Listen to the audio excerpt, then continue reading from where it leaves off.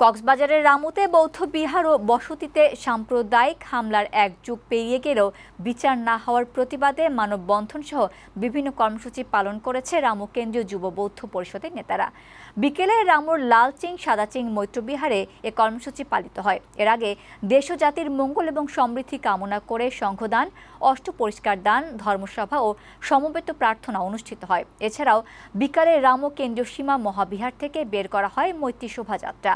শোভাযাত্রাটি প্রধান সড়ক প্রদক্ষিণ শেষে বিহারে গিয়ে শেষ হয়। কর্মসূচিতে বক্তারা অভিযোগ করে বলেন, বিচার কার্যক্রমকে বাধাগ্রস্ত করার জন্য ঘটনার সময় রামুতে ছিলেন না এমন ব্যক্তিদের মামলার সাক্ষী করা হয়েছে।